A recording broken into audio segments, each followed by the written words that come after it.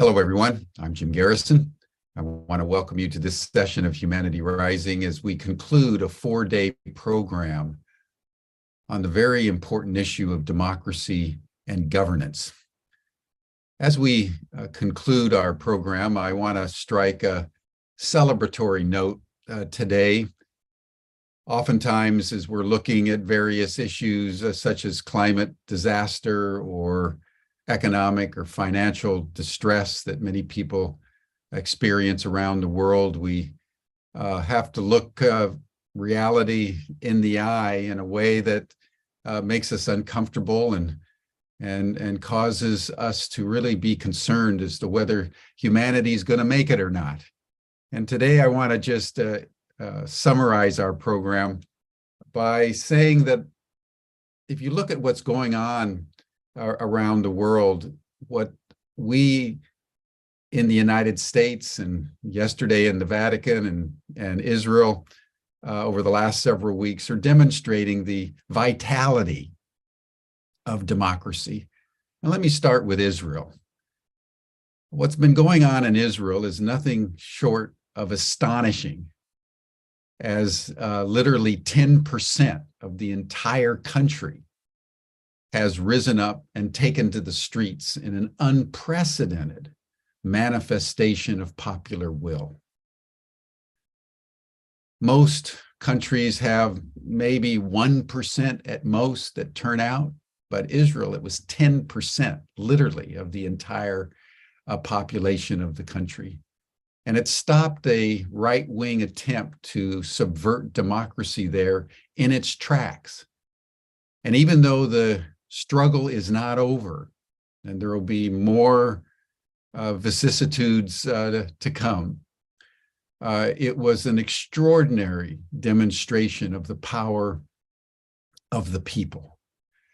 And I think the great lessons that the Israelis are teaching all of us is that we've come to a moment in history where we can no longer assume that our governments are going to act in the best interest of the citizenry, and that we, the people, have to be engaged all the time to ensure good governance. And so in that sense, there's a radical transformation of what it means to be democratic in our world.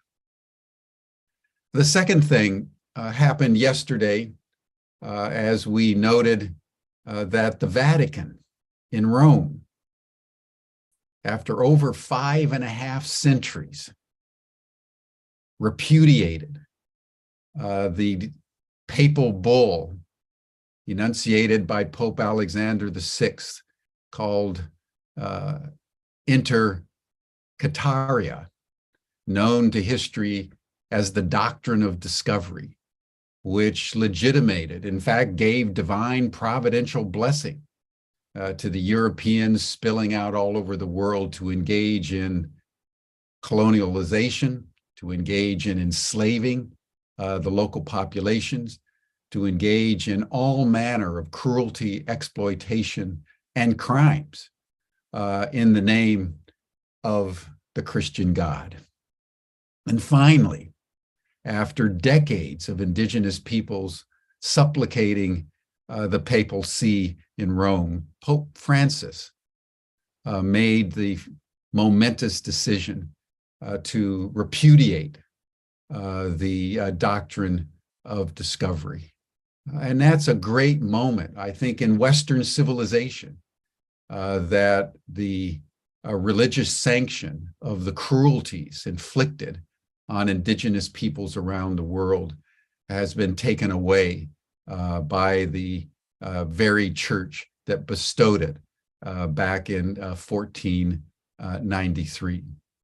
Also yesterday, we saw a third great triumph for democratic processes, and that was the indictment of former President Donald Trump by the district attorney in Lower Manhattan in New York, who revealed today that apparently there are 30 counts of various kinds of business fraud that are being charged against Trump.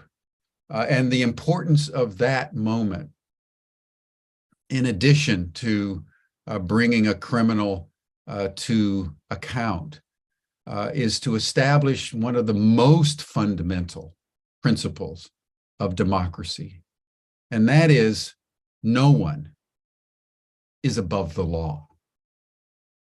Everyone has to be held to some kind of account in a democratic society, because if power is not the ultimate arbiter, which happens in totalitarian systems, monarchies and authoritarian systems of all kinds, if that isn't the ultimate power, the rule of law has to be the fundamental foundation upon which democracy is built.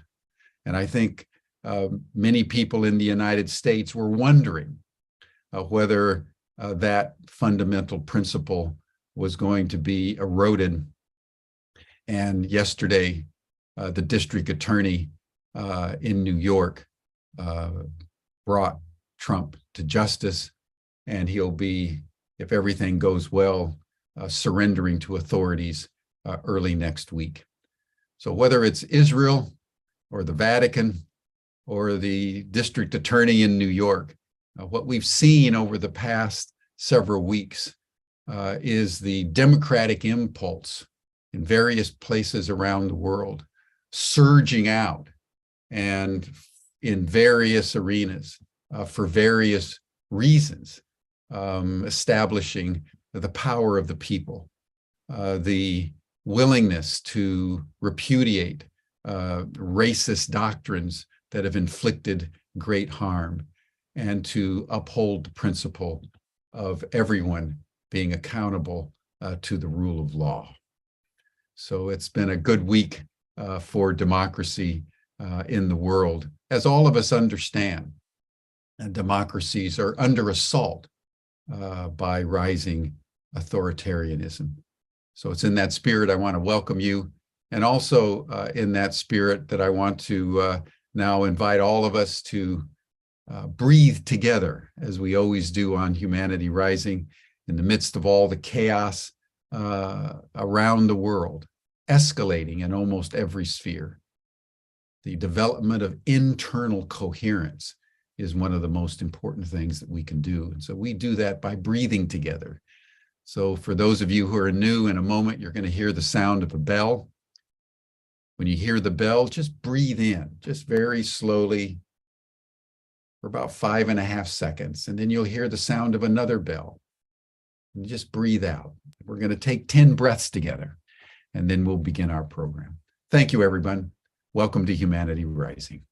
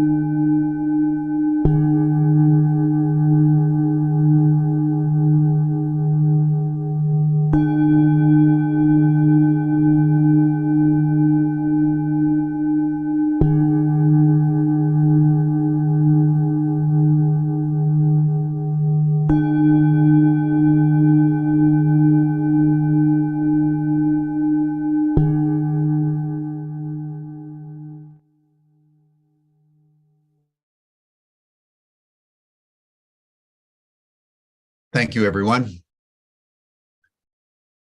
It's my pleasure now to introduce a very old friend of mine who's been instrumental in developing our programs on democracy and governance, John Steiner, who with his wife, Margot King, have been consummate networkers and supporters of the democratic impulse, mostly in the United States, but also globally. He's been working with George Cappanelli and Tom Eddington, who you all know, who have been developing these and other kinds of programming for Humanity Rising. Try one more time. I see that John is on the phone, probably trying to bring one of the panelists in. John, are you ready to go, or should I continue talking for a moment? You're on mute. We're trying to bring Jim Wallace on. Okay, will you keep going there till you get him on, and I'll just make a couple of comments. I want to note what Kevin in Canada said. Jim, any luck? Put yourself on mute, John. Jim? Yeah. John, you need to put yourself on mute. Every time I hit join the video, it says unable to rejoin this meeting. While that's being sorted out, sometimes Zoom happens, everyone. I want to note what Kevin just brought out in the chat, which I think is important in identifying the contradictions. He points out that at the same time that the Vatican was announcing the repudiation of the doctrine of discovery, at the same time, the Canadian mounted police raided the Gatimpton checkpoint and arrested 5 Indigenous women who were protecting the river from a pipeline that is apparently wanting to be built. So I just want to acknowledge that. I mentioned it with Israel, you know, that this was mostly Jewish Israelis clamoring for democracy, and the Palestinians and the Israeli Arabs have essentially sat the protests out because they know it doesn't really pertain to them, that the persecutions are going to continue no matter what state democracy is in Israel.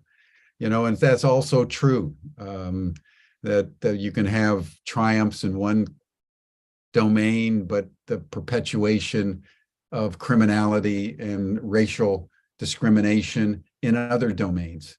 As Chekhov said, you know, it's only drop by drop that we squeeze the slave out of ourselves, and we need to honor these contradictions in a way that holds the whole, so that we don't either get over optimistic or over pessimistic. And I also would bring in the comment from a woman about the young women in Iran over the last 6 months that have been on the front lines, risking their lives and being shot by the Iranian mullahs, but working for democracy there. This is the first time, certainly in modern history, where young women, teenagers in their early 20s, have been taking to the streets and ripping off their hijabs, their veils. Jim, I'm gonna jump in here.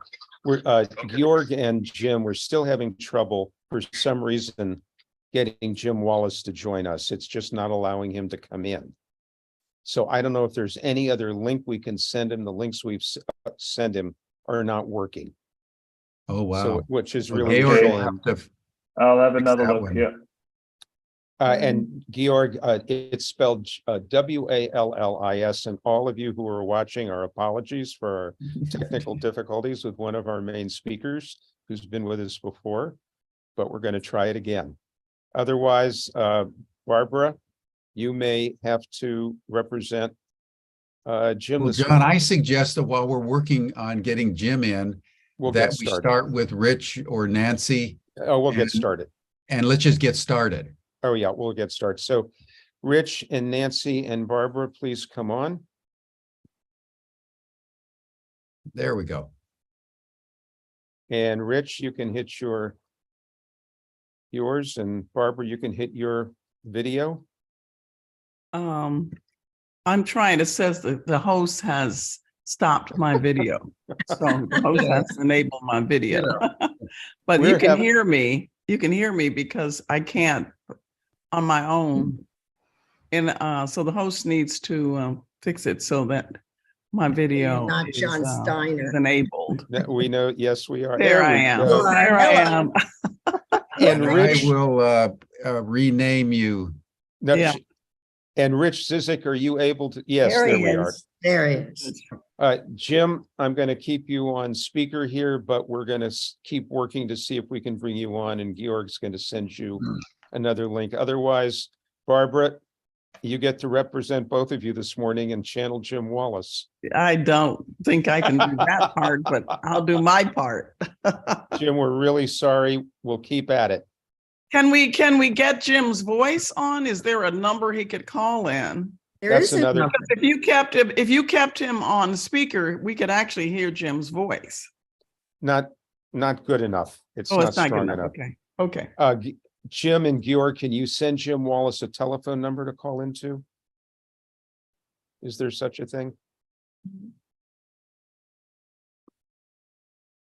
Jim, they're going to see if they can send you a phone number to call in, so at least we get your voice.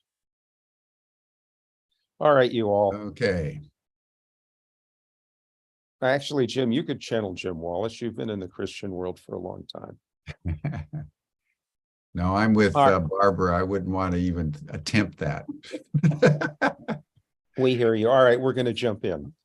So thank you, Jim, for the introduction. You've certainly set the stage. I want to just add the word hope to what you're talking about, which we'll be talking about today. So I'm going to be very brief on my intros today. Reverend Richard Cizik, formerly for many years the chief lobbyist for the whole evangelical movement, had a change of heart and left to create the new Evangelical Partnership for Democracy, and is now Evangelicals for Democracy, which we'll hear a lot about, and has been a major public figure in bringing faith in the principles of democracy to the table.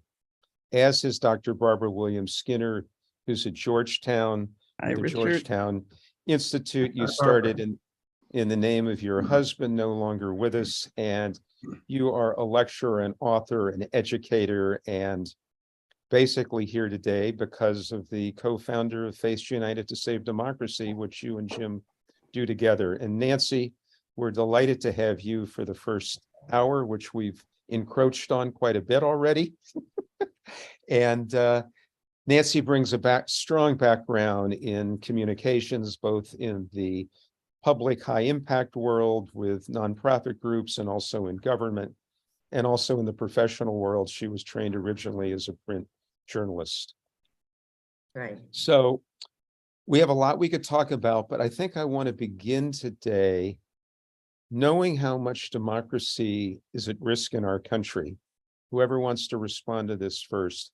Any reflections, as Jim offered when he jumped in, on the indictment of Trump, and particularly this underground that we're facing in this country of what has been called a second civil war, but certainly the rise of militias and sporadic violence. So, Rich, do you want to start with your sense of where we are starting yesterday, knowing that there are other indictments coming? And Sure.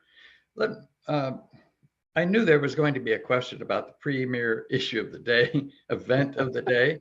So I have been thinking, and just something to say to start out with.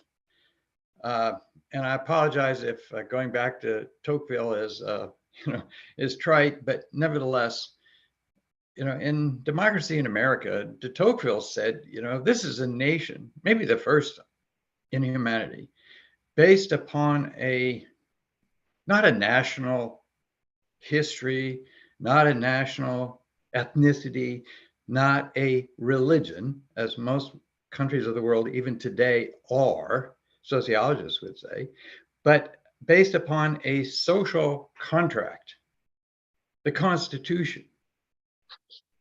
Imagine that, a social contract that can be, through the Constitution, that can be reconstituted and some of us believe, reformulated to a modern day.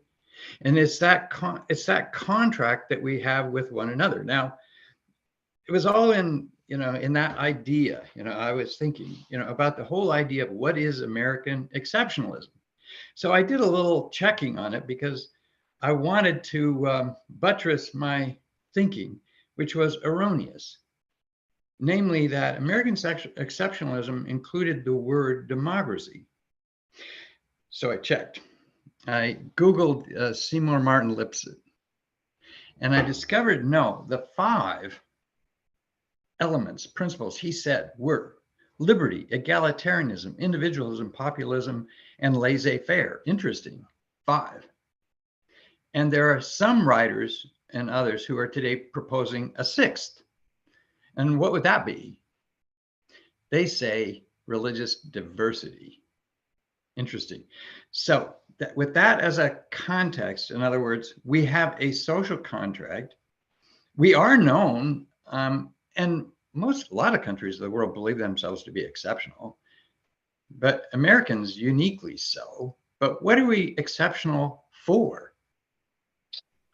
And I would suggest that it's that social contract that still provides us with that national identity, our aspiration, our ideals, and we will either live up to it or not. Now, I'm an evangelical Protestant. Protestants historically understood for a long, long time, most did, that we're not a single faith country. They didn't even accept the idea that we are a Christian nation. On the other hand, there are those today who hearken back to a city on a hill, a new Zion, and they are especially the religious political conservatives who talk this way the most. And they're the ones that were saying, hey, we are this. Ronald Reagan, who was a hero of mine at the time. I was a conservative, a Reagan supporter, yes. And those religious political conservatives say they believe in that. But in reality, let's face it, I don't think they do. So Rich, they have Waco. Rich, bring us back around a little bit to Trump, and then I want to go to Barbara. Today we have Trump, his first speech of his 2024 campaign being held in, of all places, where David Koresh turned his followers into ashes with the help of the federal government, being the place where this man would choose to start his 2024 campaign. I mean, what could be more outrageous? Purposefully on his part. But what it does, it sort of rips apart, rips asunder really a kind of social contract we have with one another in favor of a certain religio-political, and yes, it's very populist, it's very individualistic, it has a certain laissez-faire, keep government out of this business of life. All those elements we have occurring on the right. And the threat is very real. Anti-Semitism is on the rise. We see all of these things. And we are a country who are about to, if we are not careful, render asunder the whole idea of what we have proposed ourselves to be to the rest of the world. Right on. All right, Barbara, aside from Trump, Rich has given us some things to talk about. Please respond any way you wish, and then we'll move on. So Trump is not the problem. He's symptomatic of the real religion of America, which is whiteness. I didn't say white people, whiteness. The idea that democracy embodies all the people, or known as we the people, has been alive from the beginning. It is an ideal that we're attempting to live up to. And the tragedy is that Trumpism is really being upheld by white Christians for the most part. I mean, that is the one body, 81%, that continues. Other people shift in their support for him. Some people don't say much, but in the back rooms, they're hoping that he'll fall. But there's one group that's been almost cult-like in their commitment, and that's the danger. Now, no one should be celebrating today about an American president of any party being arrested for a crime. This is a blot on our nation. But we do need to know those who have been concerned about the lawlessness that he has unleashed in the country in the 7 years, that even if he goes down, Trumpism is alive and well and will remain. And so we have a long way to go to defeat that spirit of lawlessness that has members of Congress attacking in the federal government, attacking a state, a law leader, a state prosecutor, demanding that person come in. Haven't even heard the indictment. The indictment is still, to this moment, I understand, sealed. So democracy is still on the ropes. And those of us of all races and backgrounds who want the doors of democracy to open wide for all of God's children of every race and creed and religion and background, or no religion, need to keep on fighting together. Nancy, any other comments you want to make to start with? And then I want to go to why we're here today. Yes, actually, I do. And Barbara, I noticed we got the same memo about our clothes. Yes. Both in blue. So one of the things I do as a communications person is a lot of research and try to understand our audience. In this case, the white evangelicals, Barbara, that you're talking about, white and Hispanic evangelicals. And the new data out of PRRI is very instructive, because when you get down to it, the folks who are leading the charge and are very pro-Christian nationalism, which is a very, very frightening thing. The thing that they most associate with is a political party. Before anything else, Republicanism and Christian nationalism are one and the same. So that is 54% of Republicans are either believers in or leaning towards Christian nationalism, which should get our attention. And you're right about this whole concept of whiteness. So one of the challenges we have, I think, is what we've been trying to do, another learning is that facts do not really get through in terms of communicating. There are the alternative facts, according to our friends on working in this world.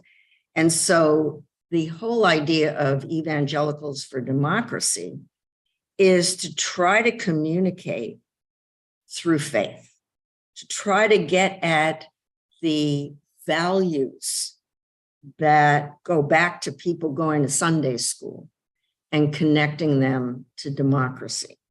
And we launched this campaign, Rich did last year in August, so it hasn't even been a year yet. But one of the things that we saw is you're not going to get everybody, but we were able to connect with, we can't put a number on it at this point, but a significant number of folks who were willing to listen.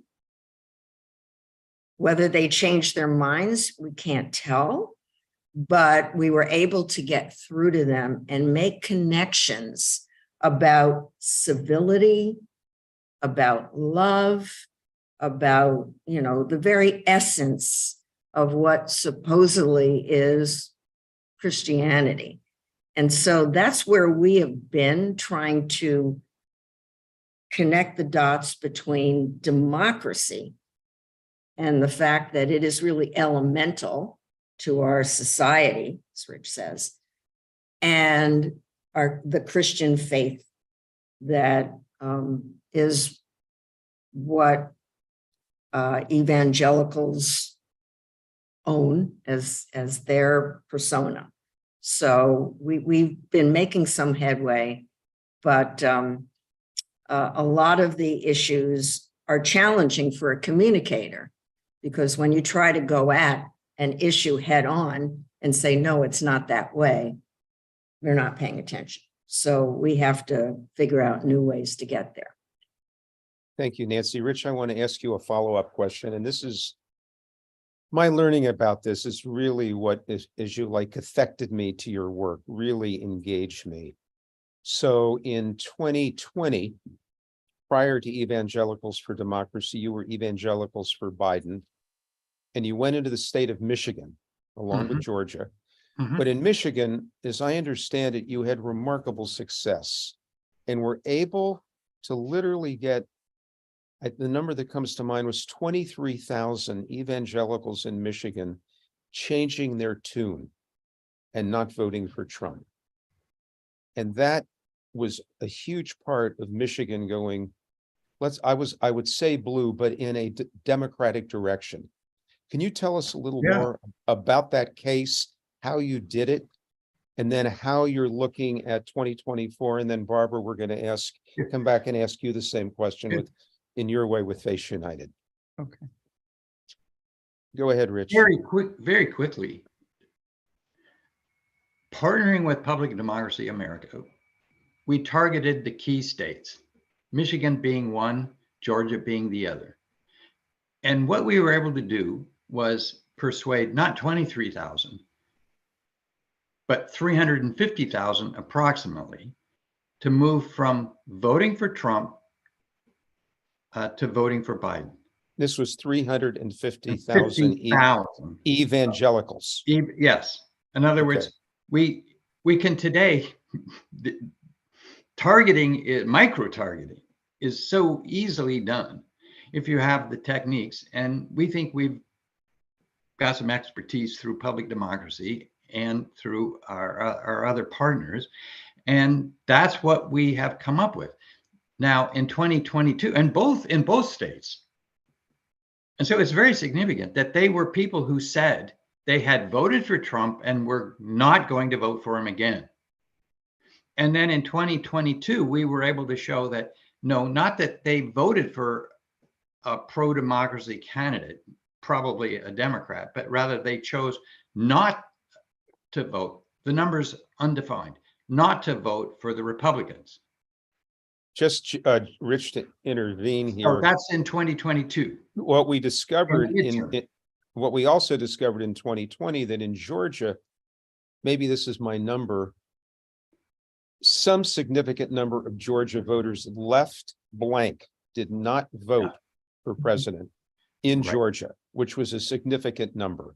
So whether they change their vote or don't vote is really quite important. So quickly, just to begin, and we'll go into this in more depth, either Nancy or Rich, what are your plans for 2024? What states will you be in? And you'll be using your same micro-targeting technology and doing our best to move what Hedrick Smith, our great public journalist, calls from the Christian right into the constitutional constituency, people who believe in the Constitution. As you started with. Yeah, we asked them to make a pledge. So it's not just casting a vote. It's really about casting an ideal, a vision for America that they say they will not abnegate. They will not violate. That is to vote for a yes. We use VOTE as an acronym. It's verify, ordain, empower. VOT is teach and empower. So that's the vote. But if they make a pledge to do this, and that's ongoing. We'll continue to do this. We're going to spend 2023 doing a lot of teaching and empowering, and then hopefully some voting significantly in 2024. But Nancy, you want to add anything? Yeah, so one of our learnings from 2022, and just again, sort of where the zeitgeist is one of the biggest challenges we face right now as a nation is a lack of trust in our government. I mean, Trump has been very successful. The Republican Party has been very successful in casting doubt. That's what this whole thing right now is with, Trump being indicted. So one of the things that we want to do is really get through in 2023 is to be able to get sort of this whole idea of rebuilding trust in democracy, which is sort of goes back to what Rich was talking about originally, which was this whole idea of what makes us special, what makes us exceptional. And so we want to do a lot on that, but we also recognize, and if you go to Google and you type in Christian nationalism right now, you will see us. We are one of the first sort of sponsored sites. And that's on purpose, because we were very successful last year we had a campaign, a digital campaign, and it asked this question: was Judas the first Christian nationalist? Which got a lot of people, like, wow, I better look into that. And particularly in Spanish. 700,000. 700,000 hits on YouTube just for that in Spanish. So we know that there's a interest in this issue, and it also is an interest from the media in this issue. So we are going to continue with that, because I think it's very important to recognize that there's a very well-financed, and I guess you could use the word cabal that's out there charting what is Christian nationalism and how they're working. And, what you're seeing in Florida, folks, is Christian nationalism at work. So we're going to be focusing a lot on that. And I think once we understand the lay of the land, John, then we can start planning for 2024. I think it's a little early at this stage, but this is a year where we really want to,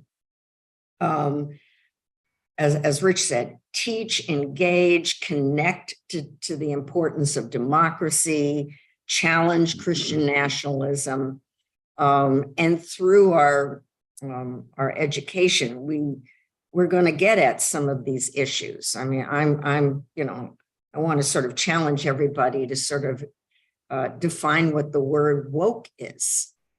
And why we have so many people who are losing their mind about this word. So these are things that we're going to be working on. But we found that digital and micro targeting, getting to where the people are is very successful. So, and I'll let others speak at this point, but just one additional point to everyone: we're going to the non-news viewers. Do you hear what I said? The non-news viewers, the people who don't want to watch the news, who say they don't care about politics and all the rest, probably oblivious to most of what we're discussing here today. But it's an interesting approach.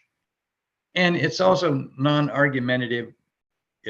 It's intended to be spiritual foremost. We're being nonpartisan. Frankly, we never even mentioned the name Trump. At least we haven't heretofore. But everyone knows, I think, what we're going after. So, Barbara, I'll throw it back to you. Thank you, Barbara. If the moral arc leans toward democratic justice in this country, then we are moving from a white supremacist democracy to a multi-ethnic, multi-faith, intergenerational, hopefully, way of governance, which is what Face United to Save Democracy is all about. Yeah. So please respond both to what you're hearing and then also how your analysis of where you were in 2022 and where you're moving in 23 and 24. Okay, thank you so much. I think it's important. Definitions matter. To be a Christian means to be a follower of Jesus. It means to be loyal and wholly committed to the teachings of loving the neighbor's self, to look out for the least and the lost, those who are the outcasts, those that are in despair, the poor, and to fight against systems that dehumanize anyone made in God's image.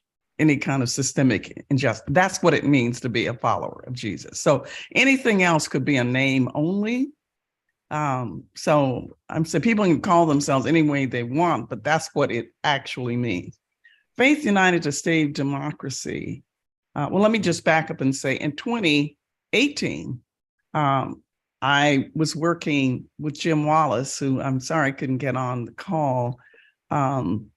My white brother, another follower of Jesus, who we were working together with the National African American Clergy Network in 10 states, mainly on Black voter registration, because that was where the whole attack of the civil rights movement was on the Black vote. It was the reason why after enslavement and after the Reconstruction and then all the way up to the 60s, the laws that Martin Luther King and other followers got passed were rooted in the notion that democracy means everybody can vote. It means everyone who is a citizen has a right to vote. So that's what but we were working largely because the people who were most disenfranchised were Black and brown voters. But I realized after seeing these 2020 election and those 440 laws proposed, and maybe about 30 some of them passed, including criminalizing giving food and water to weary voters. This wasn't not a Black thing or brown thing. This was about all citizens, elderly whites, people in the Appalachia, everybody needed to be protected. Older white men, whatever, need to be protected if we are serious about being a follower of Jesus. If I was serious as a Black woman leader, that's what it meant. I had to up my game. Okay. So we began to reach out to people like John Steiner and others that we knew to say, look, we're going to focus on a multi-faith. That means, Christianity, Jewish, and our Muslim brothers are going to come together, and other faiths and people of no faith can come together with different generations and across races. And we're going to focus on protecting democracy. We're going to protect the vulnerable who are being attacked by all of these laws that make democracy harder. Democracy shouldn't be hard. It's so precious. Should it be hard for anybody? In 2020, we were able to do a number of things, and I love what Nancy and Richard are saying about education. We realized that people need to know what was at stake. After George Floyd, there was so much pain in the country, and all the demonstrations gathered everybody together. People came out and voted, but after that short period, it really went back to a level of not apathy, but despair. And so we spent a lot of time in 2020 on what's at stake webinars, talking to state election officials, secretaries of state, helping people to know what their rights were. And then finally mobilizing, recruiting, and over some 800 what we call poll chaplain to be literally physically at the polling sites, the most vulnerable polling sites in 10 states from Arizona to Wisconsin. That's what our job was. That's what our campaign was. What we realized, though, we worked on an assumption that we're not sure yet bore out. And that assumption was that we believe the Politico and the New York Times articles and all the other media articles that said there were these massive threats of white Christian nationalists and others who had signed up, 100,000 to be exact, to be poll interrogators, to be inside the polling sites, to decide willy-nilly who should be challenged. I don't know if it's based on their look, the way they spoke, or whatever. no exact criteria, kind of, and we would be on the outside, of course. And that worked to an extent. We had lawyers backing us 24/7 and the like, but we didn't see the level of violence. We did not see the level, except in Arizona, we didn't see the level of intimidation that we thought was there. We don't know if it's because of our presence or because it just was a threat and a readiness for 2024. That brings me to your second part of your question. What are we going to do different? What we're doing now, I don't think it's too early. I think it's almost too late right now. Because I think the people who are prepared to lock down and steal the election have already gotten their plan together. And the rest of us are going to wait till the end of the year when it's really too late. So what we're spending the time doing right now, John, is first assessing with our partners what worked and what didn't. We have to be honest about what part of our plan worked or didn't work. Well, we did not reach the number of turned off young Blacks voters that we should have. That turnout was very poor. We did not do well there. We didn't do as well with young voters in general of any race that we wanted to reach, as Hispanic, white, whatever. Okay, so we had to be honest. And so we're meeting with all of our partners now to say, okay, this is what worked and this is what we should leave off. And now and also we want to understand with the surveys that we're doing now is to what extent did the anti-voting laws prevent people from coming to the polls or not? We believe in data. So we're trying to gather that data over the next 6 months. After that, John, we will start a series of, and I don't want to say what's at stake anymore. I'm going to say what's in it for you webinars, because I think you have to get down to, what's in it for you, what's in it for me. People work on their own self-interest. So we have to help translate for people who are turned off the relationship between their vote and their lives, their vote and their ability to move forward. So we're going to be doing that for the balance of the year. We'll start mobilizing poll chaplain, not ordained clergy, anybody who feels like they want to go and help. We'll maybe call it that or maybe something else. We want to, by the end of the year, our troops will be mobilized. We're trying to find new partners. We'd love to work with Nancy and Richard. We'd love to work with anyone. We're trying to find a common ground about saving democracy. I think violence will be imminent, and disinformation will be even more imminent. And that we have to plan a messaging strategy that's clear. Nancy, woke is just a way of confusing. I know. People, right? But the left has not learned a heartfelt message that says it's your democracy, it's your country, go save it. So I want to wrap a little bow around this and then we'll move forward. Rich and Nancy, what you're doing, and Barbara, what you're doing, comes under the aegis, if you like, of relational organizing. You, Rich and Barbara, you are evangelicals and you're working within your community.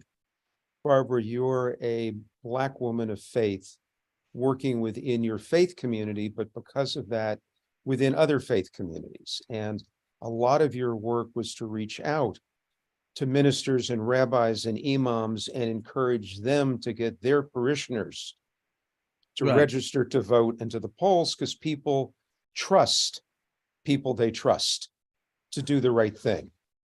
And I know that in working with young people, you're doing the same thing by bringing on younger people to speak to younger people. Exactly. You know, we've had Billy Wimsat on several times with the Movement Voter Project, who's a poster child for raising money and distributing it to organizations on the ground working often in BIPOC communities. Right. So I just want to acknowledge that each of you determined to really go back home and start where you come from, and then look at how what you know and who you are and who you relate to can continue to make a difference at scale, because that's what you both are doing. So I thank you both. Nancy, anything you want to add to what Barbara said? You've alluded to it earlier on in messaging, whether it's woke or how, and you guys are doing this as well. How do we make the issue of democracy personal? But ultimately, how do we break through, which again, you're doing both to non-voters, of which is often the majority, certainly in midterm elections, but still a significant percentage, and to people who could change their point of view if they have both more information and more trust and relations at the table. Well, I'll just say that, first of all, we understand the importance of being positive and empowering. I think that whole idea of giving people hope, giving people a sense that, they can improve their own future is sort of what's driving our messaging. I wouldn't say we have exactly the messaging yet, but we're focusing very much on the power of the one to do something for themselves, for their family, for their country. I think Barbara and I are sort of simpatico on this about the importance of yes, we are behind. We're definitely behind in terms of the other side. One of the interesting things I found was this whole He Gets Us campaign, very positive messaging. The problem is what happens, once you have heard the message, you go to this website, what happens next? And I think one of the things we want to figure out is how we can communicate messages like that, but with a call to action that, as Barbara said, it's about me, it's about my family, it's about my community, and it's about my country. And to some extent, and I will say I am a woman no longer of childbearing age, but every day I wake up angrier than I can ever imagine at what's going on at the state level. And I will submit that one of the reasons that we did as well as we did in 2022 was because a whole lot of people realized that their bodies were on the line, and I would submit that they would have stood in the rain and the snow to be able to vote. So there are issues like that, gun violence. How can we not imagine that this is something that's terrorizing? You take your child to the school bus and you have to hope that that child's going to come home at night. This is not a Black issue, a Jewish issue. This is an issue of, our country. And so we need to figure out how we can channel the concern, the rage, the anxiety that exists not just with evangelicals, not just with Christians, but then for us sort of connect that, I think, back to the importance of protecting democracy and realizing, it's up to you. It's up to you. You want to live in a country where you feel safe, where your kids can go to school and learn, where women won't get arrested and maybe charged with homicide as they could be in Florida. I mean, there are issues that are out there right now that we just have to figure out artfully how to channel in a way that will, I think, grab people because there's so much concern. Thank you, Nancy. My colleague and Jim Garrison's colleague, George Cappanelli, who wasn't able to be on today, would absolutely resonate with your power of one. And then I want to say one other thing, because one of the tactics and strategies that is starting to work, as you all know, are initiatives and referendums in states that put a woman's right to choose, put gun issues, a variety of referendums and issues that are addressing the most important concerns in the culture. And when those are on the ballot, that also brings more people out to vote. Yeah. And then I want to say one more thing, Barbara, and then take it however you want. Okay. Following on hope. Oh, second thing. One of the things we do on this show is we give the folks on a chance to fundraise, put out what they need for, et cetera. So Jim and Nancy and Barbara, please put into the chat, and then as you speak, if people want to contribute, because the chat's only going to go to folks who are online today. If people want to contribute to your work as you speak, please let the audience know how they can do that. So following on hope for a second, Amanda Ripley, who's become one of our really wonderful commentators on democracy, had a op-ed piece in the Washington Post, I think yesterday, basically on hope, and talking about hope as a muscle, not just an idea. How do we empower ourselves with hope by action? So A, I refer folks to that article, and B, the folks we have on the show today are that and are doing it. And then secondly, a man named Simon Rosenberg, who along with Michael Moore, were one of a handful of people who actually believed that the results in 2022 were as good as they were. They were not looking at doom and gloom for democracy. It's still a lot of gloom, but it wasn't a doom. He has started something called the Hopium Chronicles, HOPIUM Chronicles, which you can find online. And again, I commend our people on with us today and on the audience to go to the Hopium Chronicles and to Amanda Ripley's op-ed in the Washington Post yesterday. All right, Barbara, you were going to speak.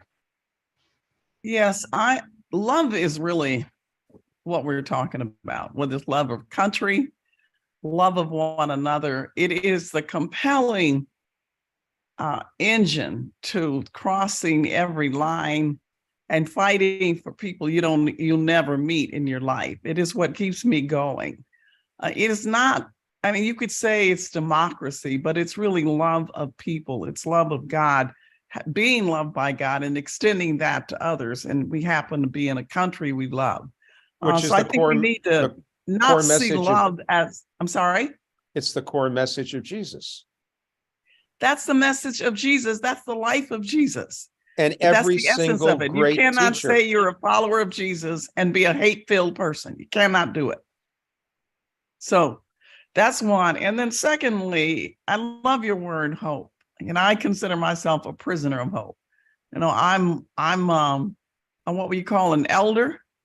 And I feel more energized for the battle because I've got all these young people around me who I've poured into, and now they're part of the battle.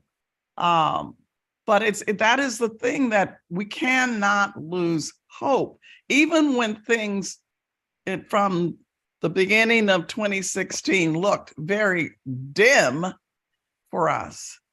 We have to do what Dr. Martin Luther King he says, you have to look for the strength to love. And that was the title of one of his books.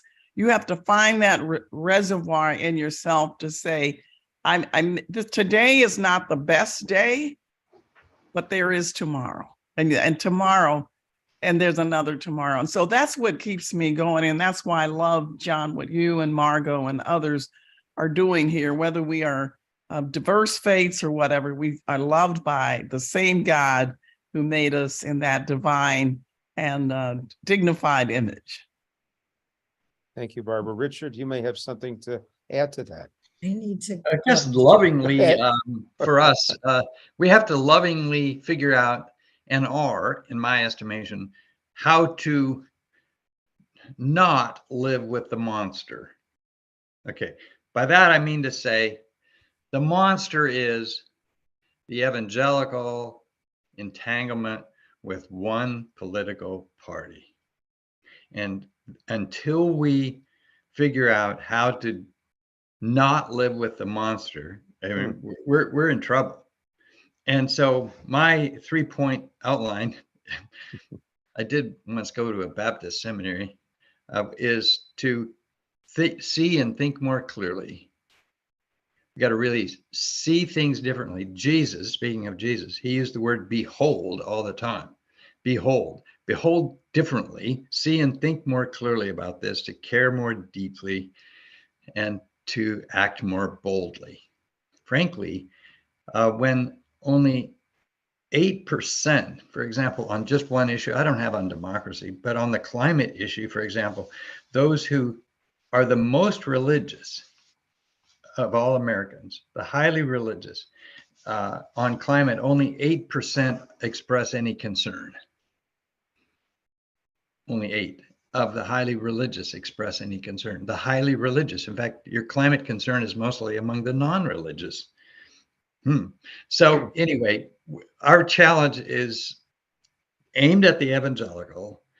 And I happen to think that what is occurring, and a hopeful note here, is that the prayers for righteousness are being heard.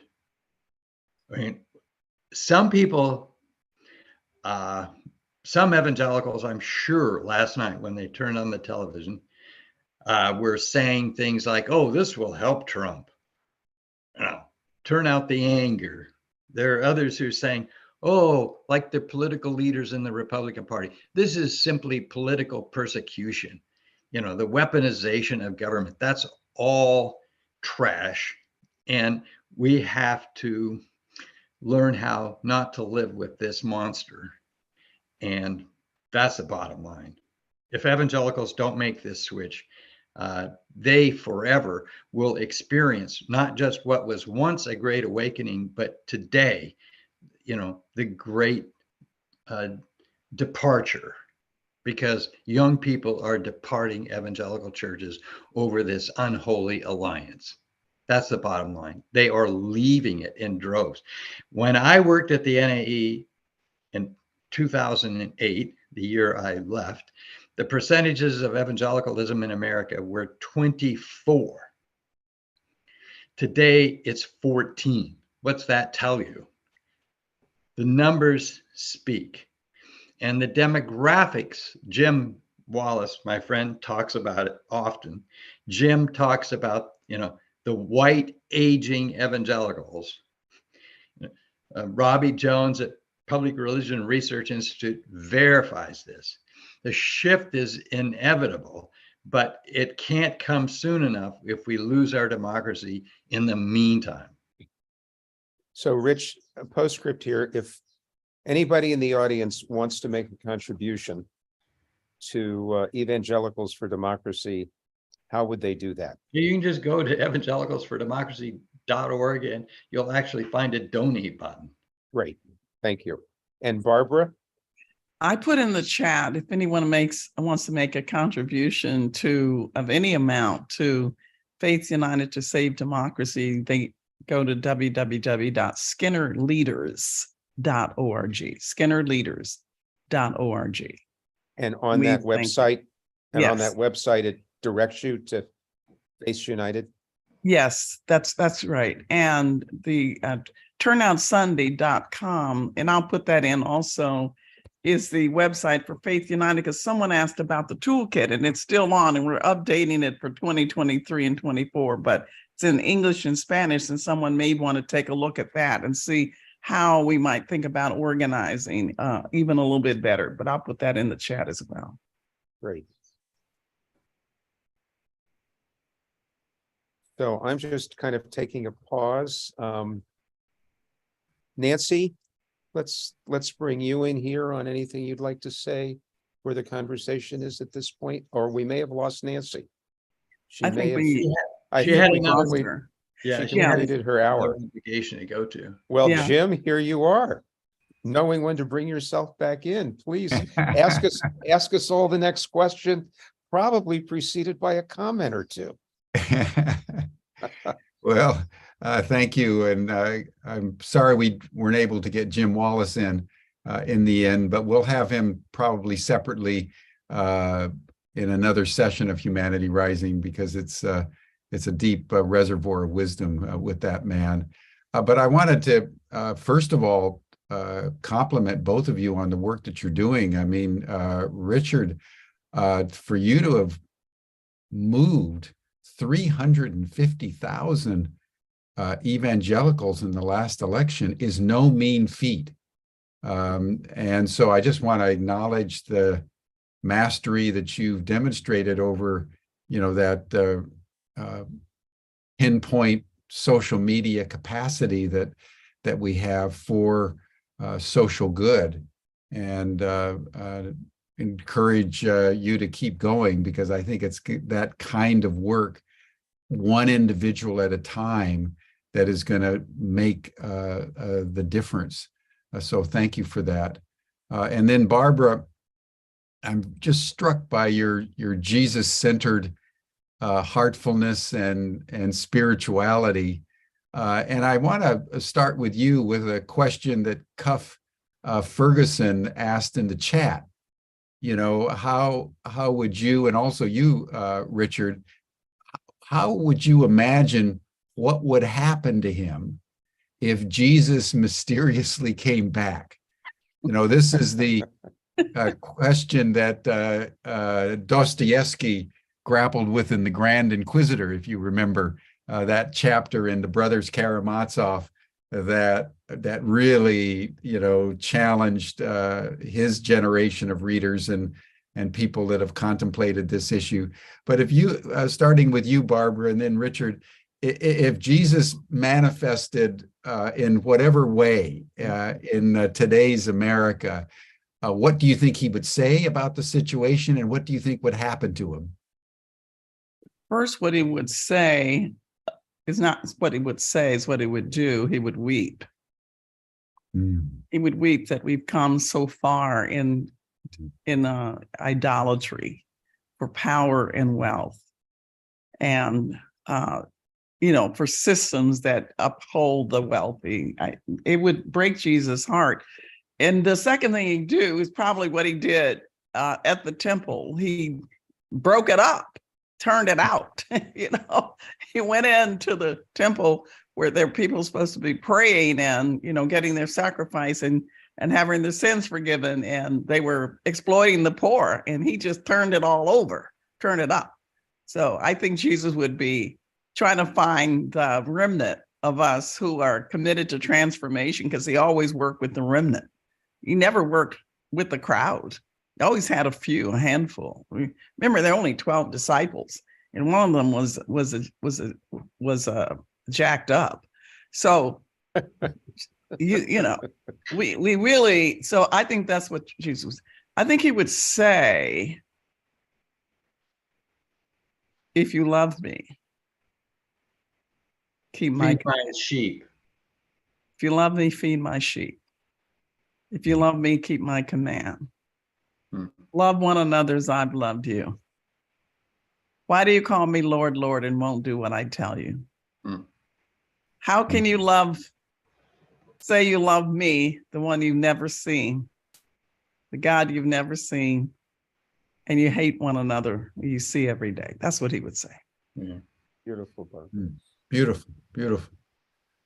Rich, Well, what would you add to that?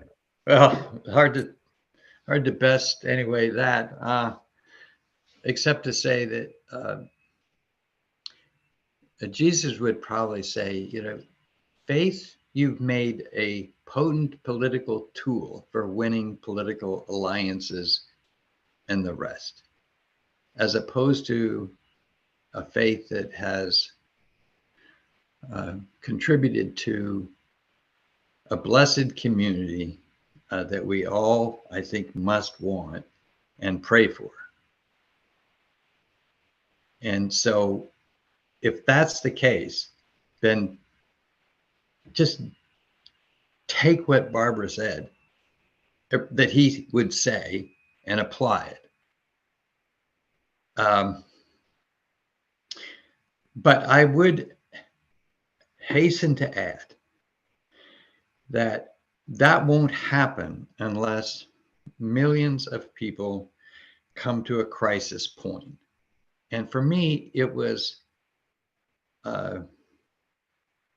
2002, when 20 years after I came to know Christ as a senior in college on the West Coast, I had a second conversion. And it was a conversion to thinking differently and caring and acting boldly. It happened to be about seeing the natural world differently. And it was a second conversion. But it was a conversion no less than the first. And I really believe, if Jim were here, Jim Wallace were here, he would say, and I think he even wrote a book about this need for that conversion. And until we as a nation repent and individually repent of what is horrible, horrible idolatry, most evident this week in guns. I mean, talk about worshiping the god of Moloch.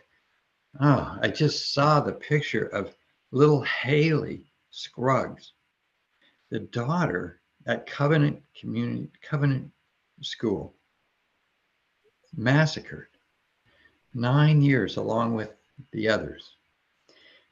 And said to myself, I so hope and pray for her family that this crisis will be an opportunity for them to speak out. Now, when I had my conversion, the late Sir John Houghton, who was a co-founder of the Intergovernmental Panel on Climate Change, took me to the gardens at Blenheim Palace, which is a few miles from Oxford, and we sat there, and Sir John said, well, Richard, if you feel like you've had this, like a Wesley warming of your heart, then you have to speak out. And I said, oh gosh, I said, if I do that, I'll get myself fired. Well, I did 6 years later, but it was a choice and it was a conversion. And if we're going to have a national revival of righteousness against this monster, these monsters we're dealing with, it won't happen unless millions and millions of people of all faiths decide to turn and go a different direction. And I do believe in repentance. And I do believe that the evangelicals would say, and have to agree with me in saying, Jesus would say, repent. But see, what the evangelicals don't get is that repentance has to be not an individual kind of experience, but a social a repentance for what we tolerate and allow and have from the foundations of this country, beginning with slavery, misogyny, today, terrible homophobia, etc. And so Jesus would say, America, don't tell me you're exceptional. Don't give me this stuff that this is a city on a hill, because frankly, it's not a city on a hill that we can be very proud of today. Can we all agree on that? We are an example to the world, but not of the things that God would have us be an example to the world of. That's my thought. And it's not meant to be a benediction, but because we have more time left. But my favorite one is from a Wesley, speaking of conversion and the Wesleyans. John, in this case, John Wesley said, to serve the present generation, my calling to fulfill. Oh, may it all my powers engage to do my master's will. Arm me with jealous care, as in thy sight to live, and oh, thy servant lead. Prepare a strict account to give. And excuse my French, but damn it, if we don't repent from the idols that we have in this country today, we are damned.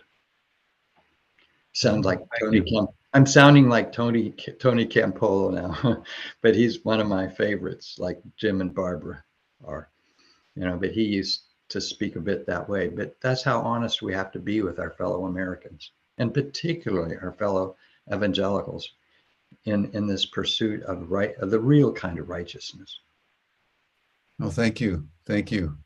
You know, I'd like to just have each of you comment on the following kind of complexity as we both understand the challenges to democracy and how each of you in your separate organizations are approaching it.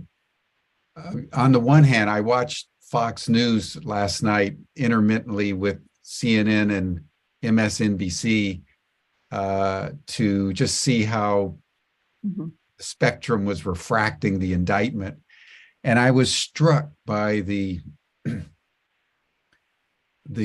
tonality of Christian nationalism that was being represented by Fox News. Glenn Beck was on Tucker Carlson and, you know, spoke passionately as a Christian fundamentalist, and that Trump represented the integrity of the Christian faith and so forth and so on in America.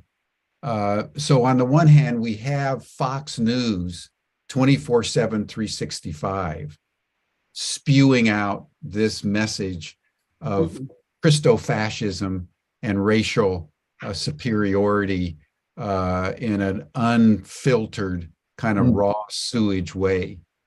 Another factor is that the consequences of this, with the lack of gun control, the assault on women's bodies, even in the red states, the vast majority of the population, including the Republicans, are for gun control and are for the right of women to have, reproductive sovereignty. So that part of what's happening as we experience what you said, Barbara, that democracy's on the ropes, is a disengagement of the Republican Party and the alt-right, the evangelicals, from the mass majority of even the conservatives in the country. And that's partly what makes it so different, is that disengagement of the party apparatus on the Republican side with any semblance of representational majority points of view. Again, gun control and abortion being two of the current issues, but there are other issues in which the extreme right and the evangelicals are taking us off the cliff, and it not only an increasingly majority are on the other side, but even in the Republican Party and among some of the evangelicals. So how do you understand this? And what are each of you doing about it in your own ways, as you know, we start to prepare for this highly consequential election in 2024, where if these guys win, we're going to have a government that is completely disconnected from the population at almost every level. Right. Well, thank you for that question. That is the question of the hour. It is Edmund Burke who reminded us. He said, evil thrives when good people do nothing. He may have said it a few other ways, but that's the way I remember it. That was the bottom line. And what I started out by saying, I'm going to say again, the idolatry in America, not from 1776, but from 1619, is really the idolatry of whiteness, a belief that this country only belongs in its totality, its riches, its access to power, and what we call the common good for people, except for people, for white people. We don't want to say that, because when you say that, good white people think you're talking about them. I'm not talking about you. We're talking about this concept that is dangerous in every way, because that's what the fight is about. If people are prepared to literally desecrate the flag, the Constitution, which I like the fact Richard called a social contract, right? We're not talking about supporting the Constitution. We're talking about taking down the government, deconstructing democracy, deconstructing the agency. Do you understand how close we came to that on January the 6th? This is not, forget that I'm a Black woman saying it. This is what this is about. It's about if your only identity, if your major identity is in your whiteness and the privilege and the access and the advantages, and all of a sudden your country is becoming very diverse, there's a fear there. And so all of we can call it what we want. We can say it's anti-woke or pro-woke, or we can come up with others and call it CRT, we can call it whatever we want. We're talking about sustaining a white minority rulership instead of democracy. Now, if that's okay with white people who don't believe that, then we need to be fighting together for that. We need to be fighting with the kind of insistence that Richard's talking about. This is dangerous for everybody. When people are actually talking about post-democracy, like they once talked about post-civil rights, like this is post-democracy. So I think that's what we should be talking about in shrill terms, that this is not going to be helpful for anyone when the foundations are destroyed. That's what Psalms 11 says. What should the righteous do? And the foundations of law and order are being destroyed. When you have governments, when you have state leaders ready to overturn the election, Wisconsin right now is one vote in its legislature from saying that if they had one more vote in Wisconsin, they would have overturned the election. If we didn't have a Republican Secretary of State in Georgia, they would not have certified that election. Same in Pennsylvania, the same in other, battleground states. So we're the thin thread. This is not going to be a safe country for anyone. Yesterday, when the conversation came up about AR-15, and I looked at the data on that, the majority of people, including some Black people, said that the survey was, why do you need an AR-15 since it's a military weapon? And it was only created for the military. And he said, because it's, number one, it's not hunting. Number two, it is not for target practice. It's for security. There is a fundamental belief that we are on the verge of a second civil war. Now, we don't like to say that because we don't want to believe that, right? And it may not be whites against Blacks. It just may be people who believe in democracy against those who don't, of all races and backgrounds. And we better kind of wake up and find a way with the little money we have, a little resources we have, say, what is the message to get that out to people? What's at stake in this next election? Your life, your ability to live in a country with that of laws and of men, or not. Yeah. Beautifully put. Thank you, Barbara. Beautifully put. I can't do any better. Fact is, of the alarmed in this country, which are 13%, if you take Anthony Lazarowitz's from Yale's, polling on, for example, climate,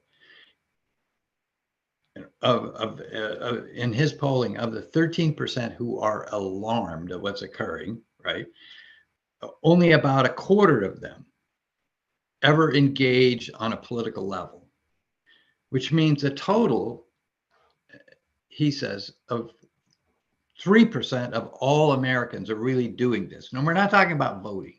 We're talking about really engaging with political leaders.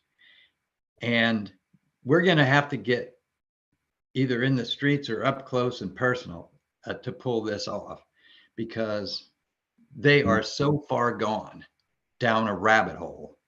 I'm sorry, but if you listen, you look at the Speaker of the House You have to say, this is a very weak man.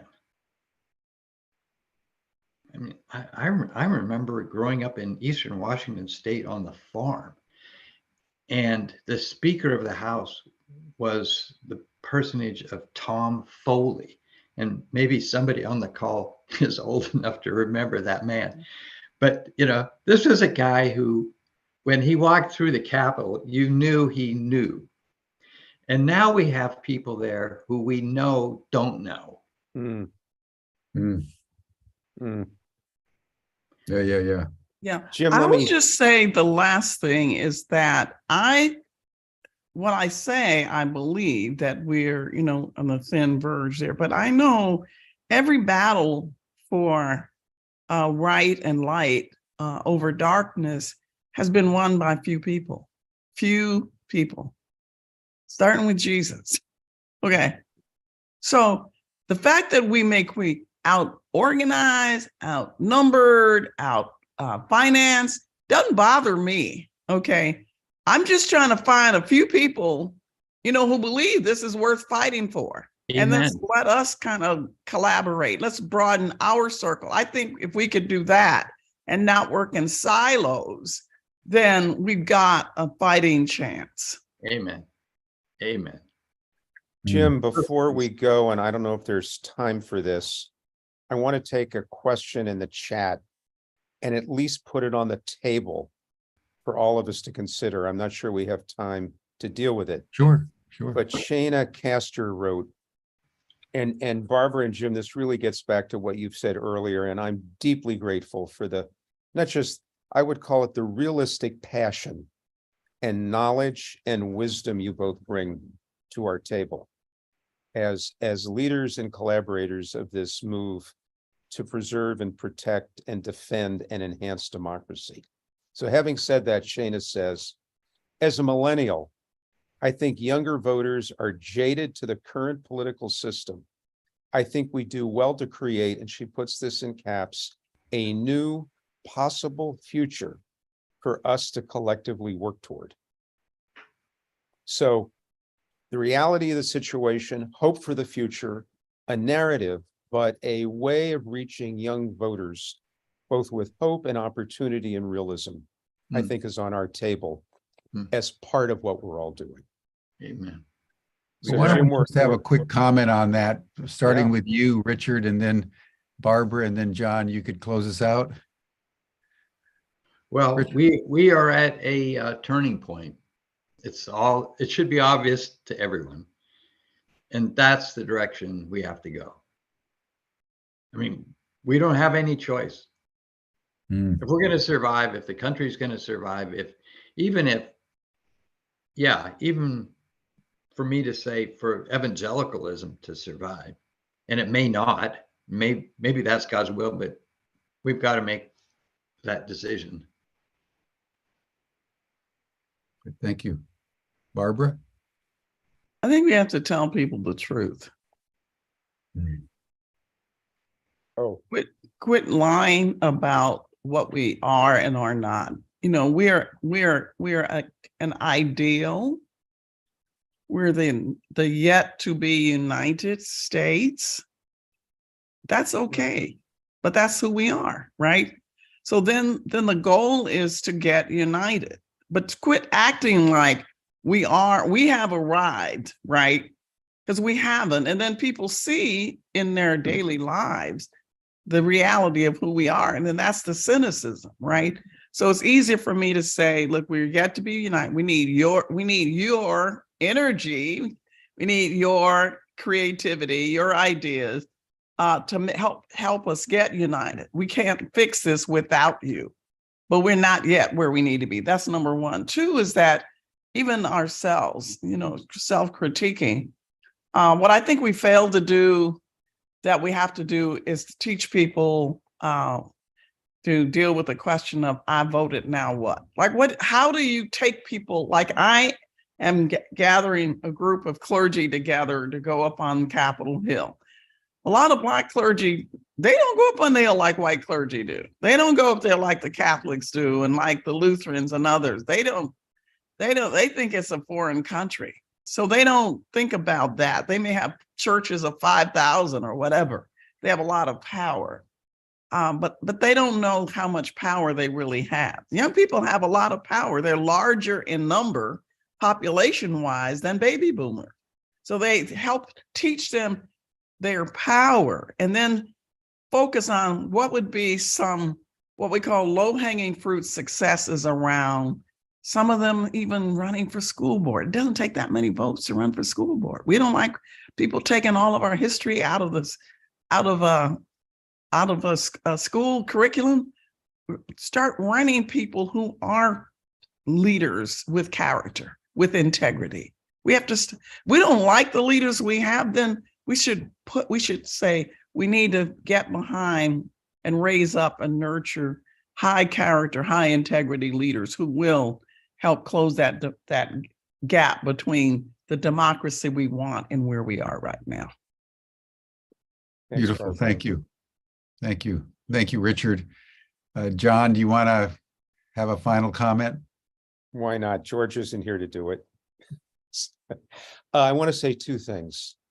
I said this when we were on in March, and some of you may know it, but this is in response to, in a broader way, to what everybody's saying. Michael Moore, over the Christmas holidays, did a 12-part series, which he called Blue Dots in a Red Sea.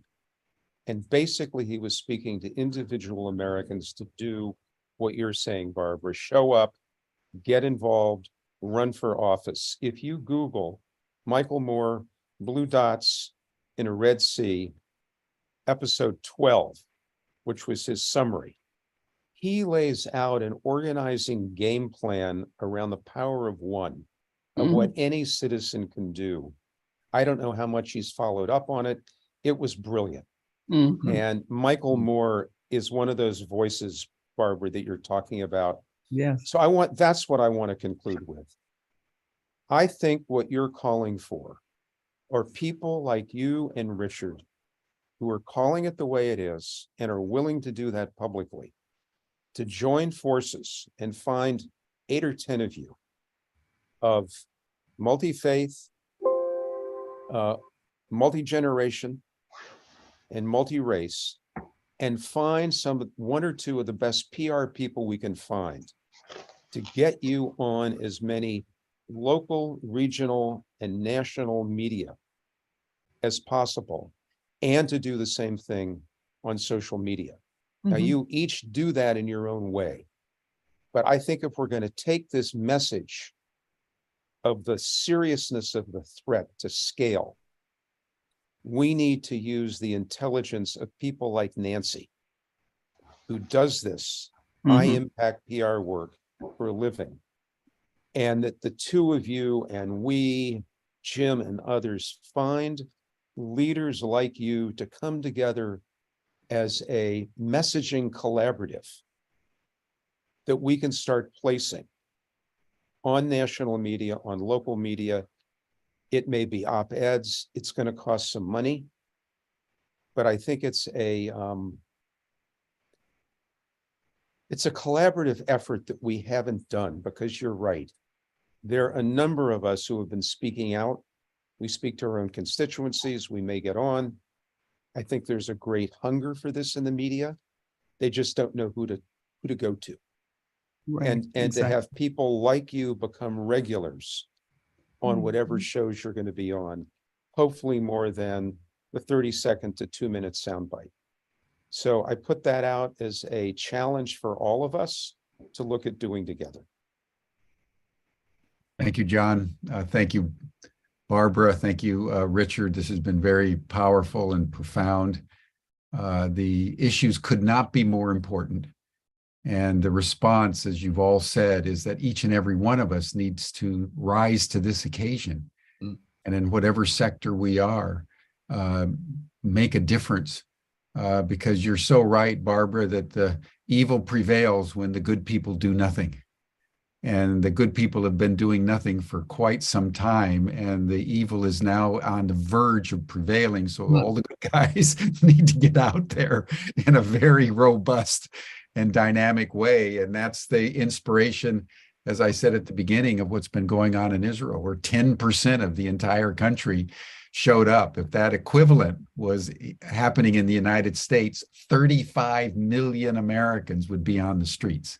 Wow. And that's the level at which I think we all have to begin to think and act for democracy to come off the ropes and prevail. So thank you for this. And John, thank you so much, you and Margot, for all the help you've provided to Humanity Rising over the last several years, developing these programs on democracy, because it's one of the code red issues of our time. And Jim, I'll add to that. We'll be back in, I think it's whatever it is, early in the first week of June for our next round of democracy dialogues. And I think offline, what we've ended today perhaps is where we should start. Yeah. And we should bring on some media people and some PR people, and maybe Barbara and Rich and Jim Wallace again and others, to really think through how does the Code Red for Democracy message and a positive future that younger people are looking for coincide as we take this to the country. Yeah. So thank you all. That'll do it for us for today. Next week, we're going to have another 5-day program. This one will be on how Black women and women of color have been making history. It's going to be a celebration of Maya Angelou and Coretta Scott King and others, particularly Maya, whose birthday is next week. So we want to celebrate that with women of color from all over the United States and the world, just speaking to us about how women have shaped history in very, very powerful ways. So that brings Jim, would you put that link back out to all of us as soon as possible, so Barbara particularly can look at tuning in when she has time and share it with her friends and colleagues? Oh yes, both Coretta Scott King and especially Maya were mentors. So yeah, they're very special ladies. So thank you, everyone. You're all welcome to the after session chat group. You'll see the chat link in the chat box. Hope you can join. Have a wonderful weekend. It's a great day for democracy.